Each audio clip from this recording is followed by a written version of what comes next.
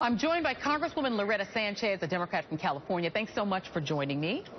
My pleasure, Joy. Hello. Hi. So, okay, I'm going to come back to the vote that you guys are planning on doing, the discharge petition on immigration, but I want to start with the ACA, the health care delay. Now, we did reach out to the White House to ask, sort of what's going on there, and we're told talk to HHS. Are Democrats on the Hill, A, annoyed with this change, and B, having, let's just say, serious conversations with the White House about it? And if so, what are they saying to you? Actually, I'm pretty relieved about this because what this means is that those people who've been trying to get on the system, those people who have started the application process but have a complex situation going on, need a little bit more time to understand the different plans, need to see if the doctors are actually in that particular plan that they have, and the hospital also.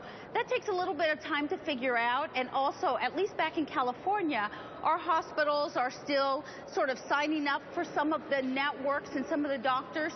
So I'm very relieved that if you start the process, you'll have a few extra days in order to finish the process, so you'll be enrolled. It's actually a very good thing. Well, Congresswoman, and that I think is very practical what you just said. But is there any annoyance among your House colleagues who are not from a state like California that's on board fully with ACA, that the politics of this, in terms of the White House communicating in a way that doesn't leave Democrats in the lurch? I mean, given the situation, the polls, the prognostications by Nate Silver, et cetera, about the jeopardy, particularly your Senate colleagues are in, is there any annoyance among the caucus that the politics of this and the communication isn't being done well by the White House?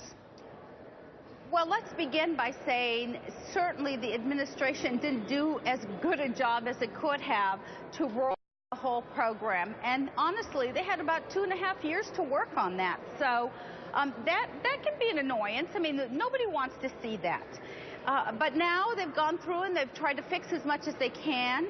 And the real annoyance has been that the Republicans at every turn have tried to stop the program, have lied about the program, have thrown out wrong information, have discouraged people from signing up. And that's what annoys me, because I know if the people that I represent who can sign up for these programs sign up, and if they use them correctly, that's the next stage. If they know how to use them, if they get a primary doctor, if they go and do the annual physical, if they see if there's something wrong, if they actually start changing a little bit of their lives, take some personal responsibility, they will be healthier. And if they are healthier, America will be healthier. Okay, I want to go to immigration now, because your caucus is planning to force this vote on the House floor to get Republicans on record. And you're doing it in the face of 79% support. New polling showing that 79% of Americans do support a call for immigration reforms. That vote is probably going to fail, and then what?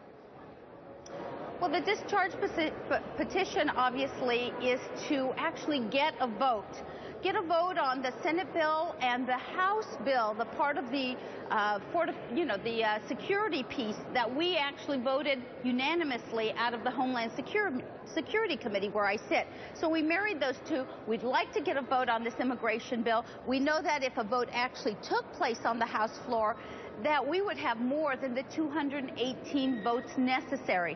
But Speaker Boehner has refused to bring it to a vote. And so this discharge petition is about getting the vote. If we can get all Democrats and another 20 or so Republicans to sign and say, let us take this vote, this bill could pass in the House of Representatives.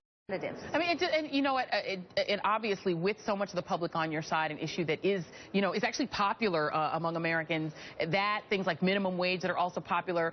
In your mind, Congresswoman, are the Democrats, both in the House and in the Senate, messaging strongly enough to the public that it is the composition of the House and Senate that's stopping these popular policies from getting through? Do you think that message has been delivered strongly enough to people? If you see polling saying people are sort of Metz on who controls Congress, is that message getting through, that it's because of who's controlling these two branches of government that we can't get things through?